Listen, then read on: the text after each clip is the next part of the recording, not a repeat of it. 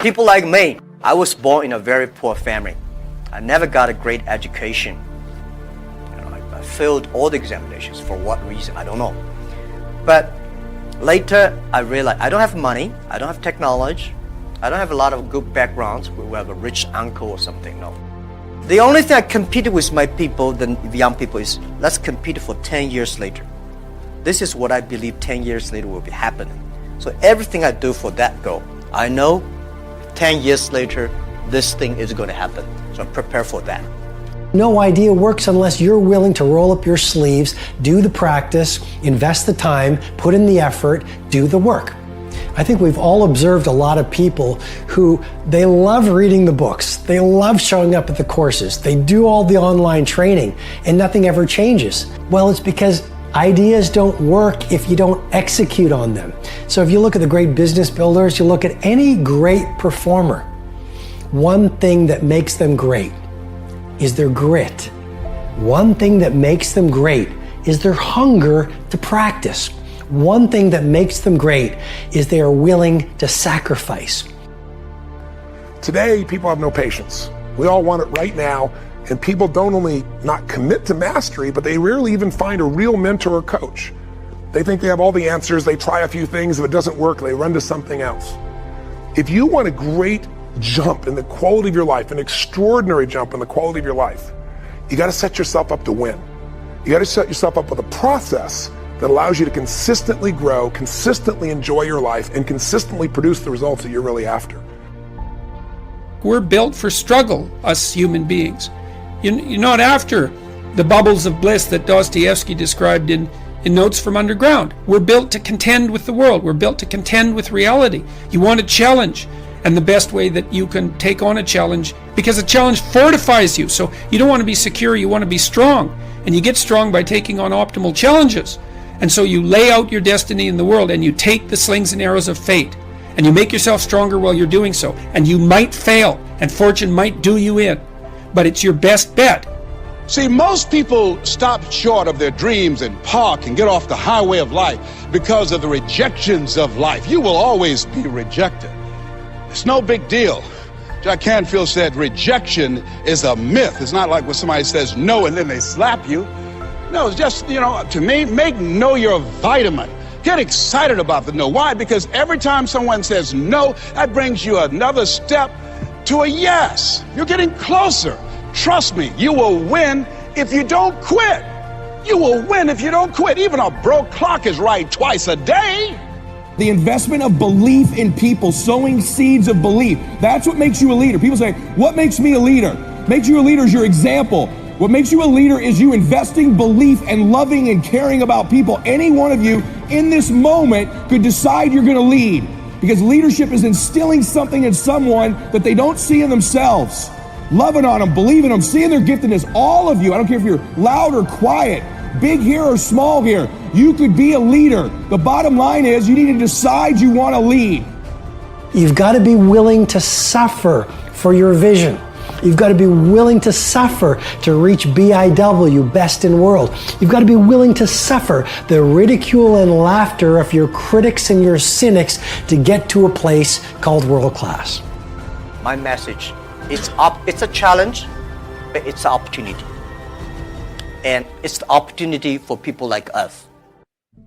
I've never met a person who was not successful that didn't have a great amount of self-discipline within their life.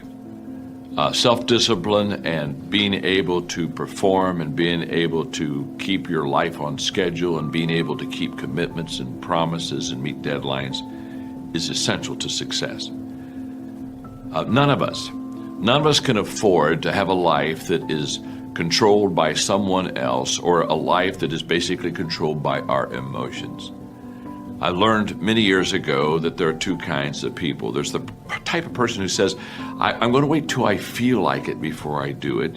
And then there's a person who says, I've got to do it so that I feel like it. One will never get anything done because they're still waiting to feel the moment to move. And the other person says, no, I need to move, and then I will begin to feel the moment. Sonia, self-discipline is essential in your life and in my life if we're going to get things done. So I have a challenge for every one of you this weekend. The challenge is simple.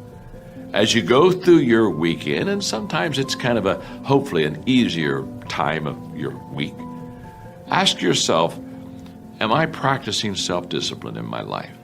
Am I doing the things that I should do because I need to do them, or am I kind of waiting to feel the moment? Do like our friends Nike say, just do it. We talk about how do we create rituals or how do we change habits that last. The first thing is to have a different expectation than I'm going to change in a day or a week or in 21 days. Whenever I try to change anything, my number one rule is 100 days or I don't even start. So if I want to, let's say, stop caffeine, it's a 100-day commitment.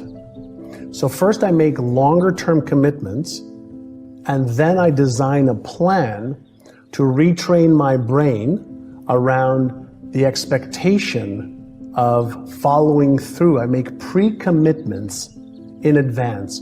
So if I say, let's say I'm going to stop drinking coffee. I say, okay, I'm going to stop drinking coffee. I commit to it for 100 days. And then I write out, well, what will you do in the morning when you wake up and you want a coffee? What will you do when you're at a restaurant with friends and everybody's having a coffee? What will you do? So you counter any of the behavior when you know the trigger is going to happen. Every habit has three parts to it. There's something that triggers the emotion, there's the behavior, and then there's the neurological and biological reward. So when you understand the habit part of any ritual, you understand that because we are conditioned a certain way, we're going to have a trigger, whether it's a flower, whether it's waking up, whether it's a girl or a guy or children coming home. It triggers a response in the brain or reaction in the brain. Well, if we change the behavior over the course of 100 days, we'll still get the reward. And if we pre-commit to what we're going to do when we say, maybe today I'll have the coffee and tomorrow I won't. Maybe today I'll have the pizza or the dessert and I'll catch up tomorrow. Well, if you pre-commit in advance that you're not going to take that action, then that's step one. Step two is when you have the trigger, if you interrupt the behavior for 1 or 2 or 3 or 4 minutes, you interrupt the neural pattern in the brain also. So you come up with strategies is when I feel like having a coffee or dessert or the pizza or the croissant, okay? Then here's what I'm going to do instead for 5 minutes, and that way I can interrupt the pattern. If you do that long enough,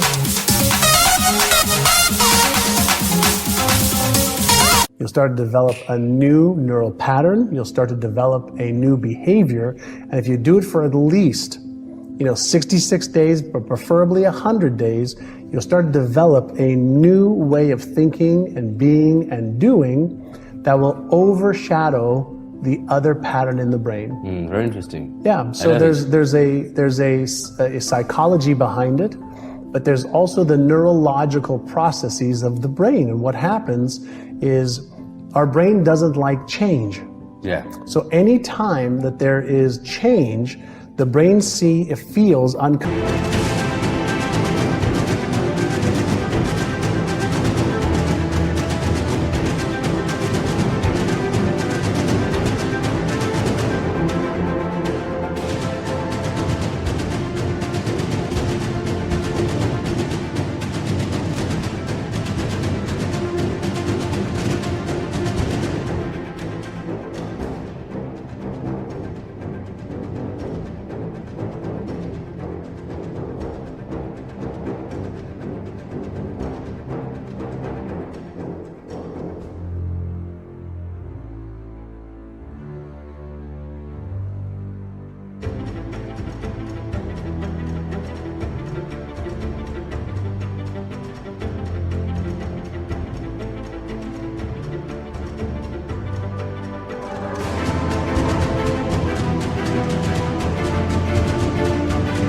Comfortable. As soon as it feels uncomfortable, it'll send signals to the motor cortex of the brain. It'll send messages, and we'll start to rationalize. We'll start to tell ourselves, well, I shouldn't do it because of this. Well, maybe today's not a good day. Well, I'll start today, but I won't continue till next week, or you know what, I really don't want this. And we start to talk to ourselves. And when we understand what the brain does whenever we try to change, then we can start being in control of the brain, and we can override the automatic responses. There's something called automaticity. And automaticity states that anything that I repeat over and over and over again over a period of time will go from conscious effort, deliberate conscious effort, willpower or persistence, and it'll become automatic. So we just have to know how long that is. And some things take a week, some things take 60 days. Some habits that people have for 20, 30, 40, 50 years take 200 days. And so you start off with a 100-day window, and you ask yourself, am I willing to give a little bit of effort for 100 days to remove this destructive either thought pattern or destructive behavioral pattern in order for me to have something greater and better than what I have right now? So it's very important. You focus a lot on what you will have, or who you will be in the future to keep your motivation. Yeah, if you think about this, one of the best examples that I ever came up with is, imagine if I give you a Hollywood script right now, okay? And I say to you, if you learn this script for the next 6 months, I will give you $10 million to be on stage to deliver that. We're gonna film you, and if you're amazing, you're gonna have a chance to win an Academy Award. What will you do with the script starting today? I start to learn. You start to learn, you start to read it, you start to emotionalize it, you start to practice it, you start to do everything possible to become something that's in writing. Something that came out of somebody's head, that they wrote a script for, that you don't have any idea what it is. But if you made a commitment to becoming that person, and you rehearsed it and practiced it every day, you wouldn't get it right the first day, or the first week, or the first month. or the first month. But if you knew there was a big payday, emotionally, spiritually, financially, and that people would go to the theaters and love to watch it, and they'd laugh or cry or be sad and be happy because you were able to take them on a beautiful emotional roller coaster ride, then you would become that role. Yeah. Most people are interested, they're not committed. And the difference is, when you're interested, you do what's convenient and what's easy. When you're committed, you do whatever it takes. When you're interested, you do what's easy and what's convenient for you. Yeah. But when you're committed, I'm going to get that result, you put everything into it until you get the result.